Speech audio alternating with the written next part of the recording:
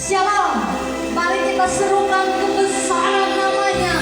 Ya hebat dan perkasa. Dia luar biasa. Haleluya.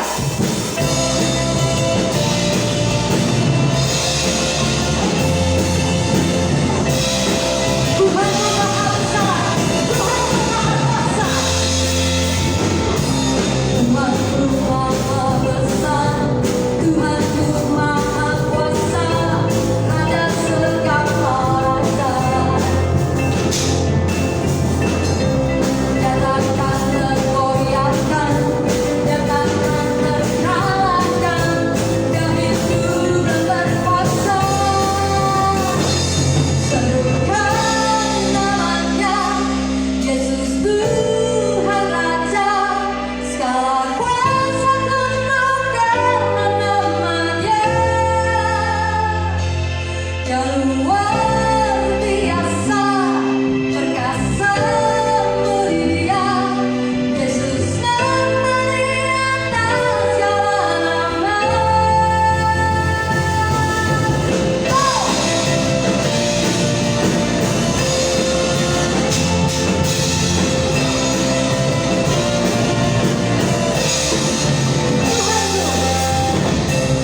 Tuhan Maha Besar, Tuhan Maha Kuasa, Raja segala raja. Nyatakan terkalahkan, nyatakan terkalahkan. Dia hidup dan berkuasa.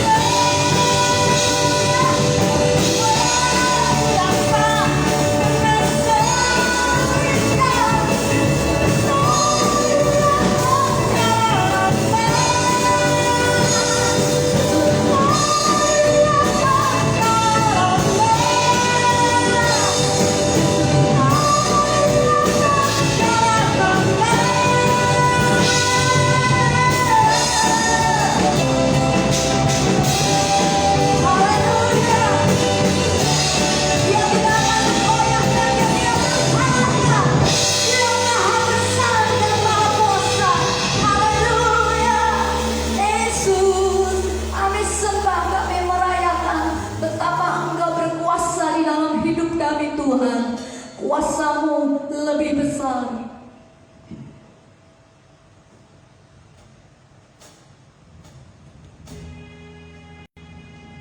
Haleluya. Yesus, kuasa-Mu terlebih besar. Tuhanku terlebih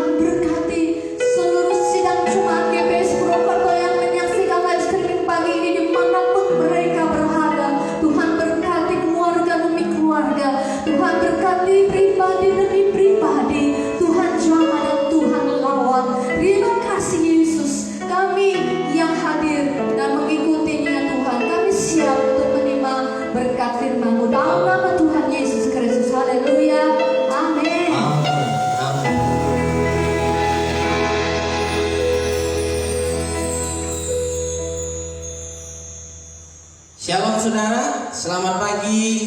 Pada pagi hari ini kita kembali beribadah kepada Tuhan. Kita memuji, memuliakan nama Tuhan dengan satu tujuan bahwa Tuhan dimuliakan dalam kehidupan kita. Saudaraku yang dikasihi Tuhan, dalam Matius 6 ayat 27 dikatakan demikian, siapakah di antara kamu yang karena kekhawatirannya dapat menambah sehasta saja pada jalan hidupnya. Saudara, firman Tuhan berkata, siapakah di antara kamu yang karena kekhawatirannya dapat menambahkan sehasta saja pada jalan hidupnya, sedetik saja dalam kehidupannya. Apakah seseorang bisa menambahkan umur yang lebih panjang dari kehidupannya? Saudara, kekhawatiran itulah yang seringkali menjadi penghalang untuk kita dapat menjadi pengikut Yesus yang setia. Khawatir bisa menjadikan kita orang yang tidak taat, karena ia hanya mengandalkan dirinya sendiri. Saudaraku yang dikasihi Tuhan, siapa pengikut Yesus? Kalau hari ini kita akan melihat, kita akan merenung-renungkan, kita akan membahas siapa pengikut Yesus. Saudara, kiranya saudara hari ini mencermati kebenaran firman Tuhan hari ini, terambil dari Markus pasal yang ke-8, ayat yang ke-34 sampai ke-38, saudaraku. Begini bunyi firman Tuhan. Lalu Yesus memanggil orang banyak dan murid-muridnya dan berkata kepada mereka, setiap orang yang mau mengikut aku, ia harus menyangkal dirinya, memikul salibnya dan mengikut aku. Karena siapa yang mau menyelamatkan nyawanya, ia akan kehilangan nyawanya. Tetapi barang siapa kehilangan nyawanya karena aku dan karena Injil, ia akan menyelamatkannya. Apa gunanya seorang memperoleh seluruh dunia tetapi ia kehilangan nyawanya?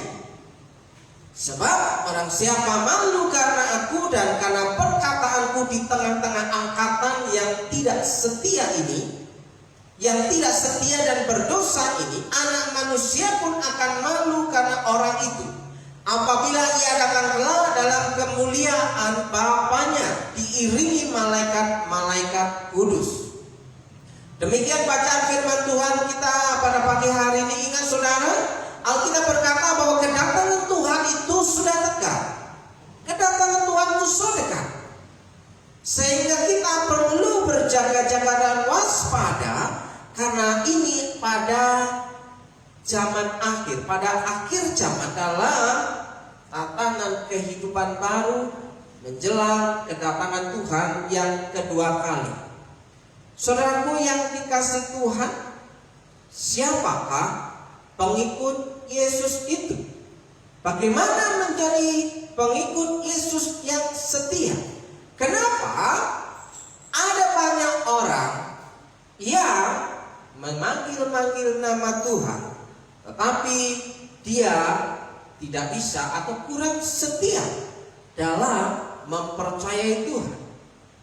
Maka kita pada hari ini kembali merenungkan perkataan Tuhan Yesus pada Markus pasal yang ke-8 ayat yang ke-34. Setiap orang yang mau mengikut aku, ia harus menyangkal dirinya, memikul salibnya dan mengikut aku. Saudara, seperti ada dilema, seperti ada polemik di sini. Dilema iman di sini, saudara, sepertinya ada sesuatu yang mengganjal dalam pemikiran kita. Pertanyaan-pertanyaan yang akan muncul dalam ketika kita membaca, setiap orang yang mau mengikut aku, ia harus menyangkal diri, memikul salib dan mengikut aku. Ada satu pertanyaan yang muncul dalam benak kita, apakah menjadi orang Kristen itu harus menderita? Sekali lagi, apakah menjadi orang Kristen itu harus menderita dan tidak boleh menikmati kesenangan dan kenikmatan. Karena Yesus berkata, setiap orang yang mau mengikut aku, ia harus menyangkal dirinya dan memikul salib. Jadi pertanyaannya yang muncul dalam pikiran kita adalah, kalau begitu kita tidak boleh menikmati kesenangan. Kalau begitu kita harus menderita. Pertanyaan yang kedua, saudaraku, apakah kalau orang Kristen menderita dan susah, itu berarti dia sedang menyangkal diri dan memikul salib? Pertanyaan yang ketiga, kalau begitu mengikut Yesus itu sangat sulit. Kalau begitu mengikut Yesus itu menjadi pekerjaan yang membuat kita tertekan. Perbuatan-perbuatan yang kita lakukan menjadi perbuatan di bawah tekanan. Apakah mengikut Yesus itu mudah? Saudara yang dikasih Tuhan, bagaimana menjadi pengikut Yesus yang setia? Siapakah pengikut Yesus? Apakah kita hari ini yang sedang beribadah, yang sedang merenungkan, membaca firman Tuhan, juga menjadi bagian dari pengikut Kristus, pengikut Yesus yang setia? Saudaraku, untuk menjawab pertanyaan yang pertama, apakah orang Kristen harus menderita kalau begitu? Tidak begitu juga, saudara. Kalau orang yang menjadi pengikut Kristus selamanya menderita, untuk apa mengikut Tuhan? Apakah orang Kristen tidak boleh menikmati kesenangannya, tidak boleh menikmati kenikmatan hidup? Kalau yang dinikmati hanya penderitaan dan penderitaan, masalah dan masalah, kalau begitu untuk apa menjadi pengikut Kristus? Bukan berarti kalau sudah menderita, susah, itu menjadi pengikut Yesus yang setia. Karena sudah menyangkal diri. Penderitaan tidak identik dengan penyangkalan diri, saudaraku yang dikasih Tuhan. Orang yang menderita belum tentu karena ia menyangkal diri dan memikul salib.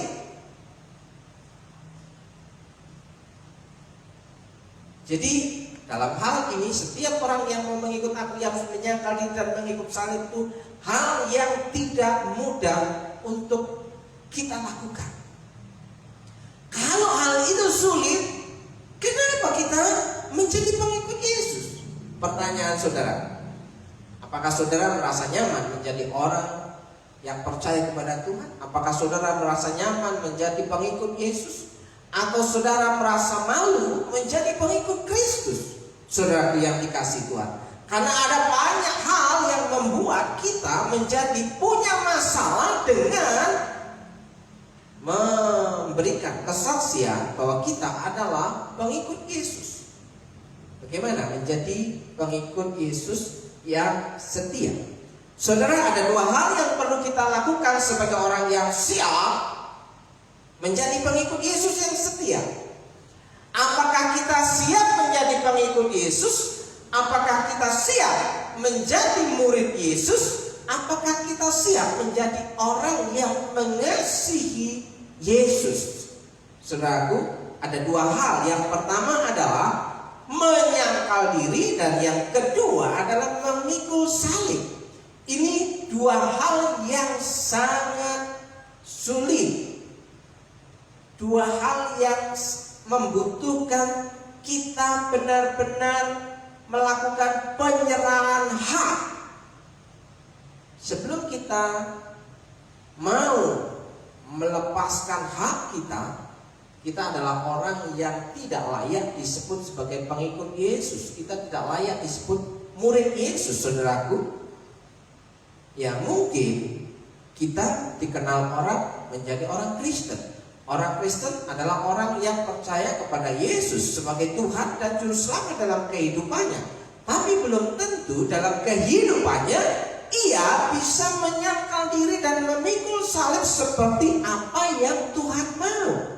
Saudaraku, kita akan lihat, saudaraku, hal yang pertama berbicara masalah menyangkal diri. Menyangkal diri itu apa, saudara? Perhatikan baik-baik Markus pasal 8 ayat 34. Setiap orang yang mau mengikut aku. Perhatikan baik-baik kata setiap orang. Setiap orang itu menunjuk kepada siapa saja tanpa terkecuali. Setiap orang itu bukan berbicara kepada hamba Tuhan. Setiap orang itu bukan berbicara hanya kepada pendeta saja. Setiap orang bukan hanya berbicara kepada gembala saja.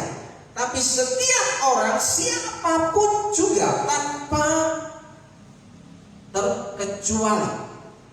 Tidak ada dispensasi. Tidak ada prioritas khusus. Saudara, oh ini hanya untuk hamba Tuhan. Oh ini hanya untuk gembala. Oh ini hanya untuk pendeta. Saudaraku yang dikasih Tuhan,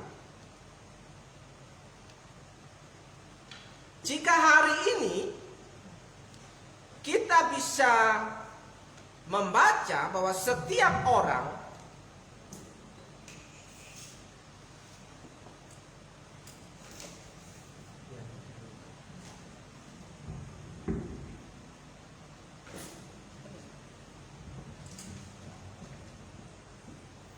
tes.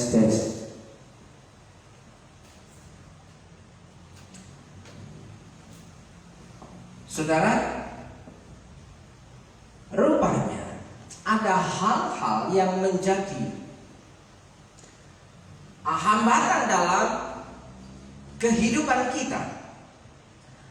Ada noise, ada rintangan seperti pada saat ini, ya. Tiba-tiba mic-nya mati, ya. Padahal sudah di-prepare, sudah dicek bahwa mic yang sudah dipersiapkan itu pasti bagus, baik dan bisa dipakai secara normal. Tapi pada kenyataannya tiba-tiba mati.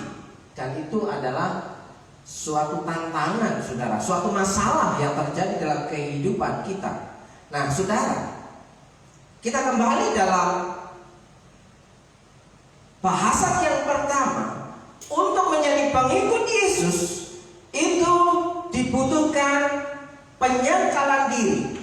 Dan kata setiap orang itu menunjuk kepada siapa saja tanpa terkecuali, siapapun juga. Tidak ada dispensasi atau prioritas khusus terhadap seseorang. Itu berlaku sama rata sama rasa. Saudaraku, baik dia besar maupun dia kecil, baik dia muda, tua maupun anak-anak, itu dikatakan setiap orang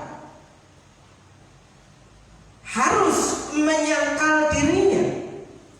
Saudaraku yang dikasih Tuhan, menyangkal diri adalah mengesampingkan kesenangan pribadi. Ya, menyangkal diri adalah mengesampingkan kesenangan pribadi. Jadi setiap orang yang mengikut aku, setiap orang yang mau mengikut Yesus, ia harus mengesampingkan kesenangan pribadi. Apa maksudnya dengan mengesampingkan kesenangan pribadi? Saudaraku yang dikasih Tuhan, pada hari-hari ini, pada minggu-minggu ini terjadi lonjakan kasus COVID-19. Orang-orang yang terpapar, terjadi lonjakan dan banyak orang yang meninggal. Itu kenapa? Saudaraku, salah satunya adalah orang tidak bisa menyangkal dirinya, orang tidak bisa mengesampingkan kesenangan pribadinya.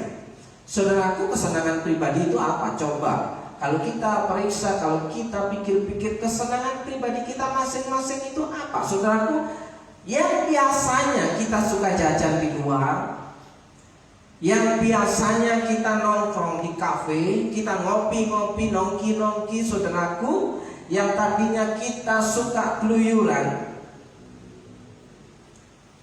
hari-hari ini dihimbau untuk tidak melakukan kebiasaan dan kesenangan itu. Kenapa? Akan menjadi pemicu untuk menularkan kasus COVID-19. Saudaraku yang dikasih Tuhan, pada waktu kita suka nongkrong, kita minum kopi di kafe, dan di situ tiba-tiba kita harus menahan diri, kita harus mengekang diri, kesukaan kita kesampaikan, kesenangan kita kesampaikan. Kita biasa cicip-cicip di satu tempat ke tempat yang lain, dari satu kuliner ke tempat kuliner yang lain. Saudara, bentuk penyangkalan diri dan kesukaan kita adalah bagaimana kita mengendalikan keinginan kita, mengesampingkan kesenangan pribadi kita. Saudaraku, biasanya ketika kita sudah tidak kemana-mana, stay at home, ya, di rumah saja. Dan di rumah saja membuat seseorang menjadi bete, seseorang menjadi jenuh, seseorang menjadi kurang bersemangat. Ketika ada hari libur 1 sampai 2, 3 hari, langsung pada hang out. Dan apa yang terjadi? Ada penambahan kasus COVID-19. Ketika banyak kita tidak bisa menahan diri untuk bisa kita hang out, untuk bisa kita piknik, untuk bisa kita jalan-jalan, saudaraku, itulah kesenangan kita. Ketika kita di rumah kita merasa bosan dan kita ingin pergi keluar cari udara segar. Bukan udara segar, tapi malah membuat kita mengalami penderitaan dari penularan wabah COVID-19. Saudaraku, menyangkal diri itu adalah setiap orang yang mau menjadi pengikut Yesus, mengesampingkan kesenangan pribadi, tidak mengindahkan, tidak memberikan prioritas pada keinginan pribadi, mengesampingkan keinginan serta kesenangan dirinya sendiri. Saudaraku, ini hal yang tidak enak oleh setiap orang ketika keinginan kita dikekang. Ini hal yang tidak mengenak ketika keinginan kita dibatasi. Ini hal yang tidak mengenakan jika apa yang kita suka tidak boleh dilakukan. Inilah bentuk penyangkalan diri yang sejati. Ketika dibilang tidak, harusnya tidak. Saudaraku yang dikasih Tuhan, menyangkal diri adalah harus melupakan kepentingan sendiri. Kalau menyangkal diri dalam poin pertama, mengesampingkan kesenangan pribadi, tidak mengindahkan, tidak memberikan prioritas pada kesenangan pribadi, ya sebenarnya sudah ingin jalan-jalan, tapi tidak memungkinkan itu terjadi. Kenapa? Ya, daripada membuat orang lain celaka dan diri kita celaka, ya, mungkin kita harus pergi keluar karena itu sesuatu pekerjaan yang harus kita kerjakan, dan itu harus kita waspada dan berjaga-jaga. Menyangkal diri harus melupakan kepentingan pribadi. Apa yang menjadi kepentingan pribadi kita, saudaraku? Hal yang menarik adalah tidak lagi memikirkan kepentingan sendiri, tapi memikirkan kepentingan Allah. Nah, saudara, kalau begitu, tidak boleh mementingkan kepentingan pribadi, tidak boleh mementingkan kepentingan sendiri. Terus yang ngurus kepentingan kita siapa? Pertanyaannya seperti itu, saudaraku yang dikasih Tuhan. Kalau kita tidak boleh memperhatikan, ya, kalau begitu siapa yang memperhatikan? Di sini dikatakan melupakan kepentingan sendiri, menaruh, memindahkan prioritas kepentingan itu di atas kepentingan Tuhan. Maksudnya bagaimana, saudaraku? Tidak lagi memikirkan kepentingan sendiri, tapi memikirkan kepentingan Allah. Apa yang dikehendaki Allah dalam kehidupan saudara dan saya, hari ini dan hari esok. Saudaraku, jika kita memikirkan kepentingan Allah, Jika kita melakukan apa yang menjadi kepentingan Allah, maka kepentingan kita diurus oleh Allah. Kepentingan kita diperhatikan oleh Tuhan. Saudaraku, tinggal saudara mau percaya atau tidak, mengikut Yesus dibutuhkan penyangkalan diri. Mengesampingkan kesenangan pribadi, tidak mengindahkan, tidak memberikan prioritas pada kesenangan pribadi, dan melupakan kepentingan sendiri. Belajar, lihat kepentingan Allah dalam hidup kita untuk orang lain apa. Kalau hidup kita hanya untuk kepentingan kita sendiri, tapi ujung-ujungnya ketika kita dipanggil Tuhan, Tuhan tidak berkenan. Saudaraku yang dikasih Tuhan, menyangkal diri dan ikut Tuhan berbicara hal perubahan yang nyata dari hidup kita. Penyangkalan diri itu bukan menahan sesuatu yang kelihatan semu, tapi perubahan nyata dalam kehidupan kita, yaitu meninggalkan manusia lama dan beralih ke hidup sebagai manusia yang baru dalam Kristus. Contoh saudaraku, bagaimana kita menjadi orang yang hidup dalam manusia lama? Salah satu contoh manusia lama adalah kita mudah marah. Kita sering tersinggung. Saudaraku, siapa yang bebas dari rasa marah? Siapa yang bebas dari rasa tersinggung? Saudaraku, manusia lama itu memelihara kemarahan. Manusia lama itu mudah sekali tersinggung dalam hidupnya, karena dia hidup dalam ketidakbenaran. Karena orang yang hidup dalam kebenaran Tuhan, dia akan berpikir apa yang menjadi kepentingan Allah dalam kehidupannya. 2 Korintus 5 ayat 17. Jadi siapa yang ada di dalam Kristus, ia adalah ciptaan baru, yang lama sudah berlalu, sesungguhnya yang baru sudah datang. Ini bentuk penyangkalan diri, perubahan nyata dalam kehidupan kita dari manusia lama pindah berubah menjadi manusia yang baru dalam Kristus. Saudaraku, yang tadinya kita sombong terhadap orang lain, kita menjadi orang yang belajar rendah hati, ya. Kita yang tadinya merasa paling ganteng, ya kan? Ternyata ada orang yang lebih ganteng dari kita. Kita merasa orang yang paling, kita kelihatan menarik, ya. Ternyata ada orang yang lebih menarik dari kita.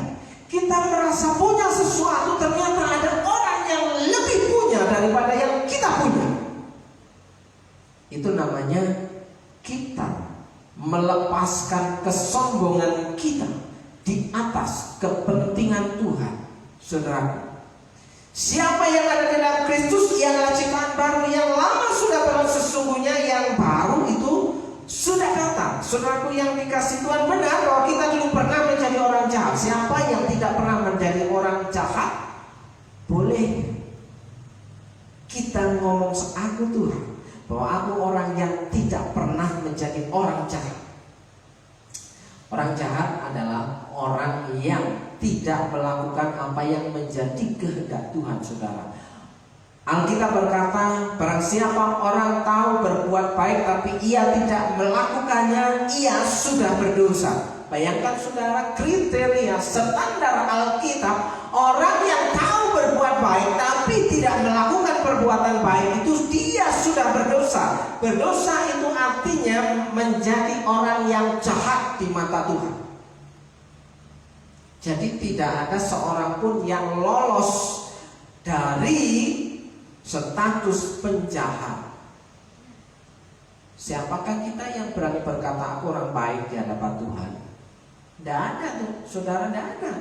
Satu hari ini kita boleh bisa berkata, apakah hari ini kita bisa berkata jujur? Apakah hari ini kita sudah melakukan hal yang baik? Ya? Tapi ketika kita merespon ajakan Tuhan Yesus, mari ikutlah aku, arti segala-galanya dari masa lalu kita tinggalkan dan beralih untuk hidup benar selaras dengan kebenaran firman Tuhan. Saudaraku, ketika saya di Facebook, di DM, lewat Messenger, bagaimana Pak? kita bisa hidup benar di hadapan Tuhan.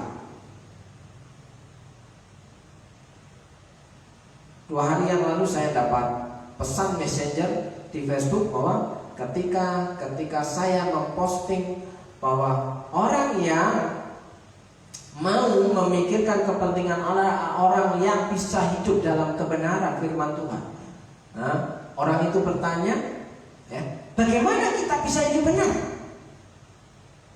Saudaraku, sebenarnya setiap orang punya pengetahuan bagaimana bisa hidup benar sesuai dengan apa yang dia percayai, saudaraku.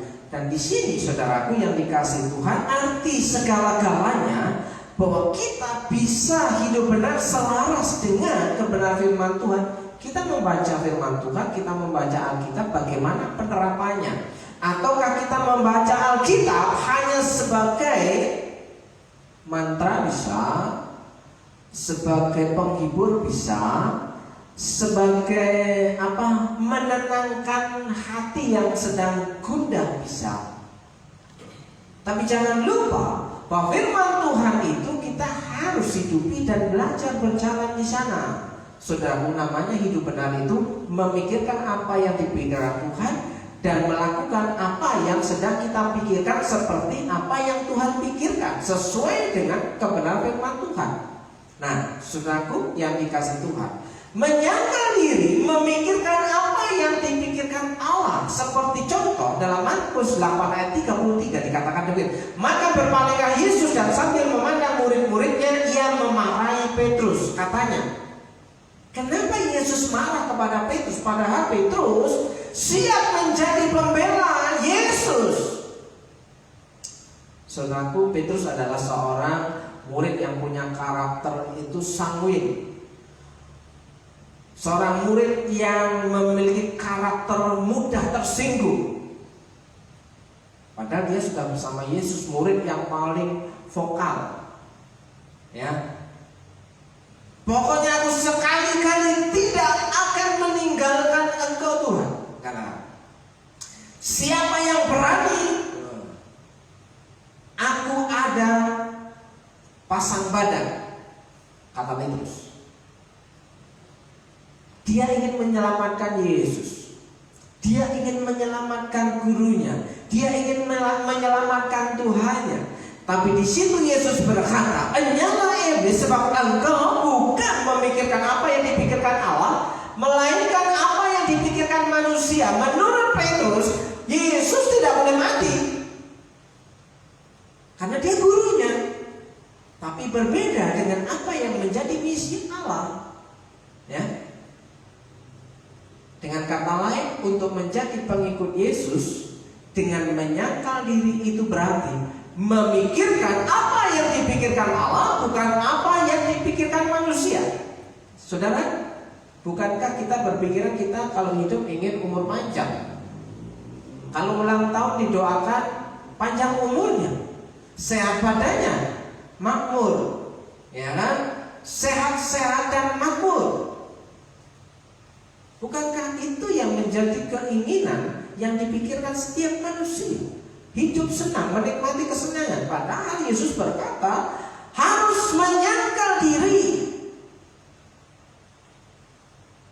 Menyangkal diri, memikirkan apa yang dipikirkan Allah, dan melakukan apa yang kita pikirkan. Karena kita sedang memikirkan apa yang dipikirkan Allah. Apa yang menjadi pikiran Allah dalam kehidupan kita, yaitu menjadi berkah bagi orang lain, saudaraku.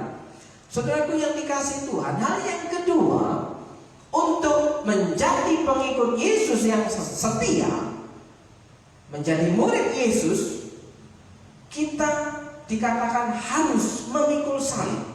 Saudaraku yang dikasih Tuhan, memikul salib itu bukan karena kita hari ini pakai aksesoris, pakai kalung salib, saudaraku.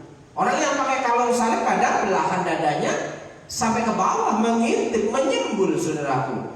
Dan saudaraku, itu bukan penderitaan, itu kenikmatan. Ada banyak orang pakai kalung salib besar-besar, padahal dia juga melakukan hal yang tidak dipikirkan oleh orang lain. Dia melakukan hal yang jahat. Saudaraku yang dikasih Tuhan, Injil Markus ditujukan pada konsep berpikir orang-orang Romawi. Saudaraku, arti memikul salib dihubungkan dengan mati di kayu salib sebagai bentuk hukuman mati terhadap seorang penjahat, di mana penjahat itu harus memikul salibnya sendiri ke tempat hukuman sebagai tanda tunduk kepada kekuasaan Romawi. Saudaraku, salib itu berbicara masalah ketundukan. Ketika disuruh memikul salib ke tempat hukumannya, ke tiang kayu salib, di situ dikatakan menunjukkan bahwa orang itu tunduk pada kekuasaan Romawi. Itu namanya memikul salib, saudara. Jadi Yesus memakai gambaran memikul salib itu untuk menunjukkan bahwa menjadi pengikut Yesus, menjadi murid Yesus, menjadi orang Kristen itu dituntut suatu ketaatan total. Nah, kalau bicara ketaatan, kita akan berpikir, apakah kita sanggup? Apakah kita bisa? Apakah kita bisa menjadi orang Kristen yang taat, menjadi pengikut Yesus, menjadi murid Yesus yang setia? Karena untuk menjadi pengikut Yesus itu dibutuhkan loyalitas, dibutuhkan ketaatan total, yaitu berbicara tentang perjuangan yang dibutuhkan untuk mengikut Yesus dari waktu ke waktu.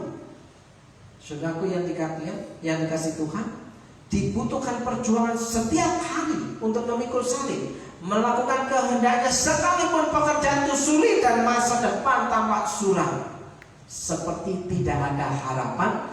Tapi ketika kita disuruh memikul salib itu, kita harus tetap berjalan sesuai dengan perintah. Mengikut Yesus itu berbicara tentang sebuah keputusan, saudara. Keputusan untuk mengalami ketaatan, keputusan untuk loyal kepada apa yang menjadi keinginan Tuhan, kehendak Tuhan, yaitu keputusan yang proaktif untuk taat, yang menuntut suatu tindakan nyata dalam kehidupan kita. Kita percuma, saudaraku, kita percuma memanggil nama Tuhan ketika kehidupan kita berantakan, ketika kehidupan kita bertolak belakang dengan kebenaran firman Tuhan. Saudaraku, kita akan menjadi orang yang sia-sia, kita akan menjadi orang yang munafik. Kita berkata tentang Tuhan, tapi kita tidak hidup layak di hadapan Tuhan. Pertanyaannya, apakah kita bisa?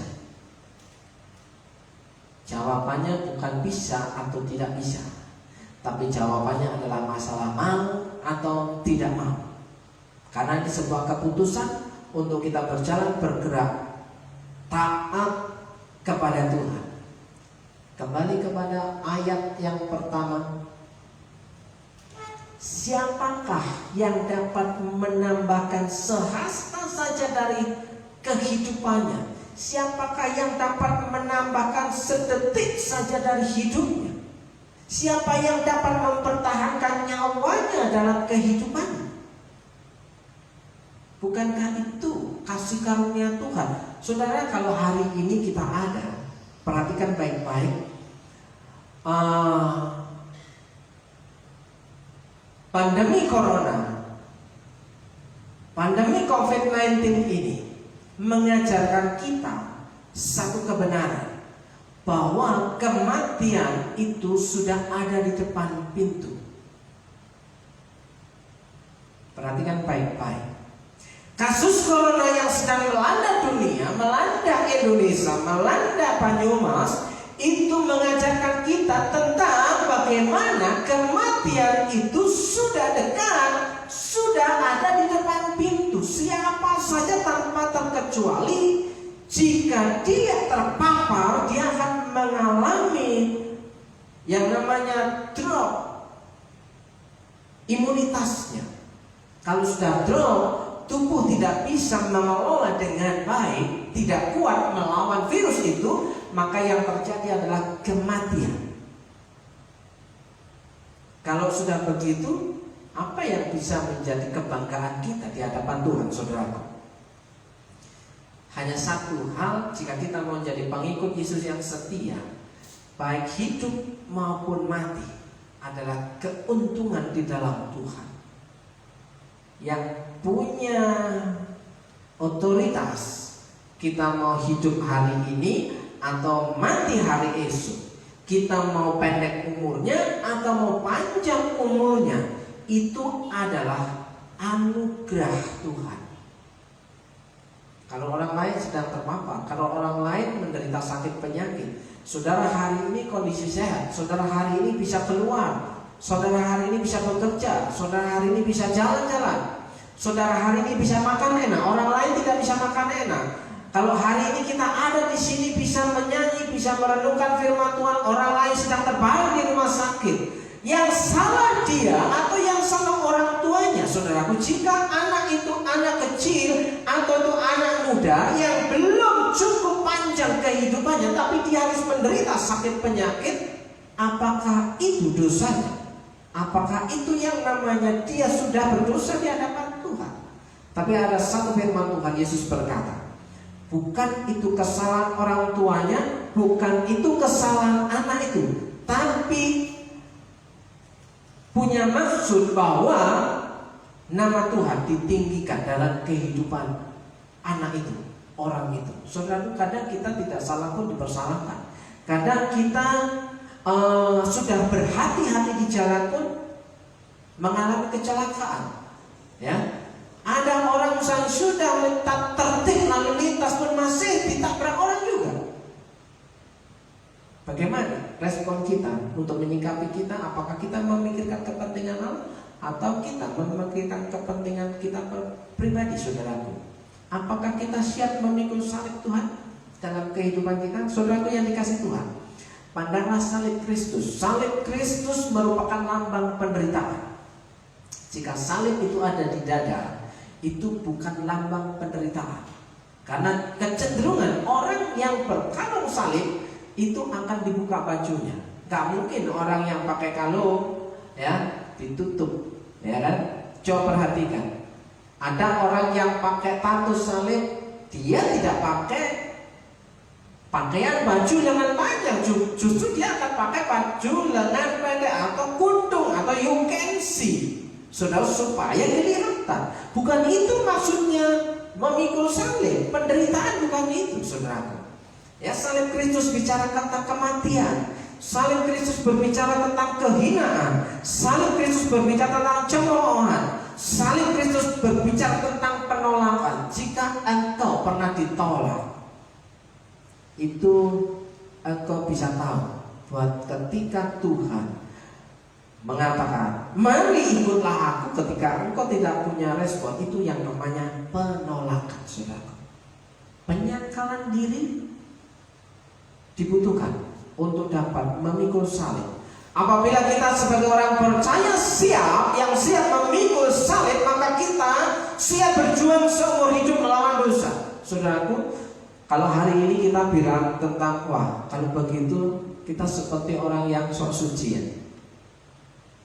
Bukankah penyangkalan diri itu perjuangan?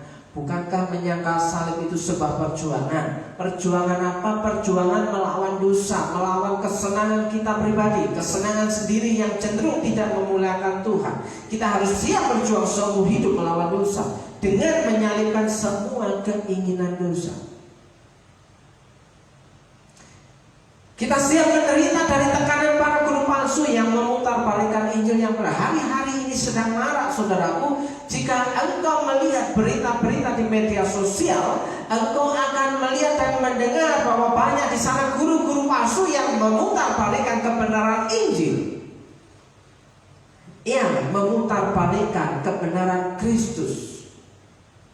Dan itu harus siap kita terima. Itu suatu penderitaan dan tekanan batin bagi seseorang terhadap imannya kepada Yesus. Dan kita harus siap menanggung kebencian dan ejekan dari dunia sekitar. Saudara harus siap dibenci dan diejek oleh orang karena imanmu kepada Tuhan Yesus. Seperti Yesus, ya, seperti Yesus, mungkin kita juga siap menerima ejekan dan penganiayaan dari dunia agama. Tidak menutup kemungkinan bahwa orang yang mengikut Yesus akan akan mengalami pelecehan, akan mengalami penganiayaan, akan mengalami diskriminasi. Dan itu terjadi di banyak tempat-tempat di mana ia bekerja, di banyak tempat di mana ia sekolah, banyak tempat di mana ia kuliah. Itu terjadi diskriminasi karena kepercayaan kepada Yesus. Saudara, engkau harus siap dimanapun dan kapanpun, di mana saja dan kapan saja. Ketika kita siap menjadi pengikut Kristus, hal itu sudah lumrah, ya, menderita karena memikul salib. Kita harus menyangka kita bisa saja mengabaikan. Jika engkau ditampar pipi kirimu, berikanlah pipi kananmu. Artinya apa? Itu bukan mengalah, saudara. Sebenarnya engkau adalah yang kuat. Kalau engkau ditampar pipi kirimu, engkau masih memberikan pipi kananmu, berarti engkau tetap kuat berdiri, tidak jatuh. Tapi ketika engkau ditampar pipi kirimu, engkau langsung membalas dengan bogemetanmu. Itu bisa saja, sah-sah aja bagi dunia. Tapi Yesus berkata, ketika kau ditampar pipi kirimu, berikanlah pipi kanan. Artinya kau siap dalam penderitaan, bertahan. Saudara, ketika kita ditampar orang, tidak gampang untuk menahan diri untuk tidak marah. Jangankan ditampar, kalau yang sedang mengendarai mobil, ya, ketika kita diklakson, ditantin, kita sudah reaksinya, siapa sih? Siapa sih? Suruh lompat aja. Kalau bisa, kebiasaan saya kalau ada di jalan, ketika ada mobil yang seperti itu, kendaraan seperti itu, kita sudah tahu di depan macet, di belakang tantin, kita mainkan gas, gleyur. Biasanya seperti itu, saudara. Tanpa sadar kita sudah melakukan hal yang tidak bisa menyangkal diri dan memikul salib. Kita terpancing untuk emosi. Mungkin itu hanya saya saja, yang lain tidak. Ya. Saudaraku yang dikasih Tuhan, percayalah kepada Yesus, saudara, bahwa Dia jauh lebih tahu tentang kehidupan saudara, karena Yesus itu Tuhan, Sang Pencipta. Hanya ketaatan yang dibutuhkan untuk mengikut Yesus, ya, hanya ketaatan dan loyalitas untuk dapat mengikut Yesus. Mungkin kita sudah bekerja keras dan bisa hidup senang, tapi pada akhirnya kita sadar bahwa kita butuh Tuhan. Endingnya kita tetap lari kepada Tuhan. Kita dipanggil pulang kepada Tuhan. Saudaraku, kita tidak bisa lari untuk kembali kepada Tuhan. Kita tidak bisa melarikan diri daripada Sang Pencipta. Saudaraku, banyak orang menghabiskan pikiran, waktu dan tenaga untuk mengejar kesenangan hidup. Tapi saudaraku, harta, kehormatan dan kekuasaan pada akhirnya itu hilang dan musnah. Dan kita harus kembali menghadap tahta pengadilan Tuhan. Pengkhotbah 15 ayat yang pertama dikatakan, ingatlah akan Penciptamu pada masa mudamu sebelum tiba hari-hari yang malang, penderitaan, kesusahan, malapetaka, dan mendekat tahun-tahun yang kau katakan tak ada kesenangan bagiku di dalamnya. Saudaraku, jika kau hari ini masih bisa menikmati hidupmu, kau harus bisa bersyukur. Jika kau hari ini masih bisa berjalan-jalan, kau harus bersyukur. Jika kau hari ini masih bisa bekerja, kau harus bersyukur. Karena hari-hari ini peningkatan tingkat pemutusan hubungan kerja di perusahaan-perusahaan. Karena perusahaan-perusahaan sudah mulai goyang, saudaraku. Dan hari ini ada banyak orang sudah mulai bahwa kehidupannya merasa terlalu berat. Saudara yang dikasih, ingatlah akan Penciptamu pada masa mudamu sebelum tiba hari-hari yang malam dan mendekat tahun-tahun yang kau katakan tak ada kesenangan bagimu di dalamnya, semuanya tidak menyenangkan. Dan hari ini jika kau merasa bahwa hidupmu menyenangkan, bersyukurlah kepada Tuhan bahwasanya Tuhan itu baik selama-lamanya. Ia selalu memberikan berkat yang baru setiap pagi dalam kehidupan saudara. Jika kau percaya menjadi pengikut Yesus, Yang harus kita lakukan adalah penyangkalan diri dan memikul salib, memikirkan apa yang dipikirkan Allah, dan kita melakukan apa yang dipikirkan Allah. Saudaraku yang dikasih, mari kita hidup yang layak bagi Tuhan. Bagaimana kita bisa menjadi pengikut Yesus, murid Yesus, dan layak hidup kita di hadapan Tuhan? Matius 10 ayat 38, barang siapa tidak memikul salibnya dan mengikut aku, ia tidak layak bagiku. Mengikut Yesus, menyangkal diri dan memikul salib setiap hari, itu baru dikatakan layak di hadapan Tuhan. Ya, Lukas 14 ayat 27, barang siapa tidak memikul salibnya dan mengikut aku, ia tidak dapat menjadi muridku. Kalau kita mengaku menjadi pengikut Yesus, menjadi murid Yesus, kita tidak bisa, tidak mau memikul salib itu, kita tidak dapat menjadi murid Yesus. Lalu murid siapa? Matius 7 ayat 13-14, masuklah melalui pintu yang sesak itu, karena lebarlah pintu dan luasnya jalan yang menuju ke binasa. Untuk binasa dalam hukuman kekal itu sangatlah lebar, ya, sangatlah luas jalannya, dan banyak orang yang masuk melaluinya. Karena sesaklah pintu dan sempitlah jalan yang menuju kepada kehidupan, dan sedikit orang yang mendapatinya. Hanya sedikit orang yang bisa menyangkal diri dan memikul salib, saudaraku. Tidak semua orang bisa melepaskan hak, penyerahan hak kepada Tuhan. Sebagai hamba itu adalah tidak punya hak. Sebagai hamba kita harus berani menyerahkan hak ketika diminta hak kita oleh Sang Tuhan, saudara. Karena disesaklah pintu, menyangkal diri itu sesak pintunya, sempit jalannya. Memikul salib itu sesak pintunya, sempit jalannya. Apakah kita siap untuk masuk ke pintu yang sesak itu? Lukas 13:24, jawab Yesus kepada orang-orang di situ, berjuanglah. Kita butuh berjuang, saudaraku, untuk menjadi pengikut Yesus, untuk menjadi murid itu kita harus berjuang. Berjuang dari rasa malas, saudaraku, yang harusnya kita bisa bangun siang di hari Minggu, kita bisa harus bangun pagi, ya, supaya bisa ibadah. Kalau kita boleh bangun siang, tapi karena besok pagi harus kerja, kita harus bangun pagi untuk tetap berangkat kerja, saudaraku yang dikasih Tuhan.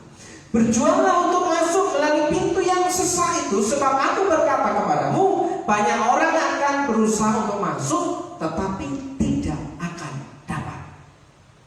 Yang di atas dikatakan sedikit orang yang mendapatinya untuk bisa masuk melalui pintu yang sesak, jalan yang sempit. Dan yang kedua, tidak akan dapat untuk masuk ke pintu yang sempit karena tidak mau menyangkal diri dan memikul salib.